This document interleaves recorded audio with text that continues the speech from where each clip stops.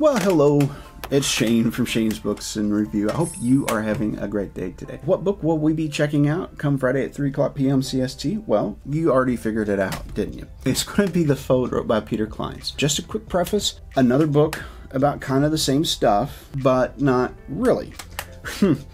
We do have a surprise at the end of the book, which is pretty cool. Beyond the tie-in of particular things throughout the book, there's another tie-in at the end of the book, which is really nice. So it seems like Peter Clines is creating a universe of this incident, this incident, this incident, it all being intermingled within itself. So we get different characters inside of different stories that tie in together. That's fun. Now, again, Ray Porter did the narration on The Fold, and he did just as good of a job on The Fold as he did on 14. The characters were unique. They didn't, although it's his voice, somehow they weren't the same characters. That's the mark of a good narrator. And again, this one had a lot of sci-fi type things that were in it, more from the get-go than the first book, but that's kind of expected because the groundwork's already been laid. The mystery has already been revealed. It doesn't mean the mystery's solved by any means, but there's this guy by the name of Mike, but Mike's not really his name. You'll have to read it to find out what it really was. I'm not going to tell you. Is a super genius extraordinaire with an eidetic memory and is able to pull anything and everything up. Everything is recorded, and it appears that Mike is that type of person. If he sees it, hears it, or experiences it, he can pull it up much like a card catalog to relive, not like a movie, but he can see everything that he's seen in the past.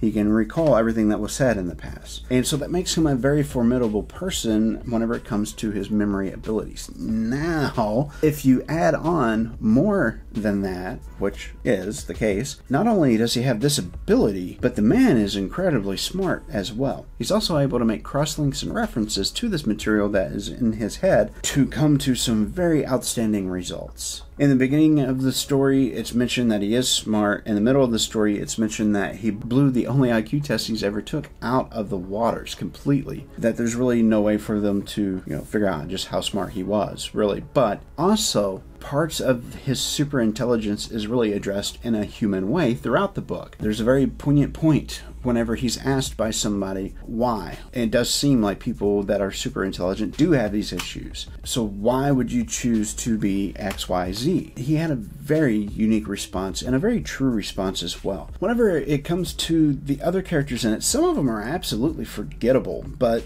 they weren't meant to be rememberable. I think we're going to have another Pendergast situation on our hands where we might have a long-term series that is about this that is phenomenally well wrote. Excited about that, and I hope that that's true. It would be fun to see what could happen within this universe. It seems like the possibilities are pretty well rangeless whenever it comes to this universe and what can happen. And I'm not going to give away the story here, but essentially the backstory is that there's some scientists that are very tight-lipped and don't really want to talk about what they're doing, but they need to get funding. So our buddy Mike, his friend that works for DARPA, military, whatever, he ends up contracting Mike to go out and take a look and tell him what's going on, if it's feasible or not for funding. And that's where things start to go really off the rails. Again, Peter Clines does not get into major points of hard science whenever it comes to describing this and this and this and this. Most of it's left up to the imagination. Some loose descriptors of what we would expect or think that we should see in a situation like that will be there. But again, in the cleverness that is Peter Clines, he doesn't overdo the descriptions and leaves the rest of it to us. That's what we will be talking about come Friday at 3 o'clock p.m. CST.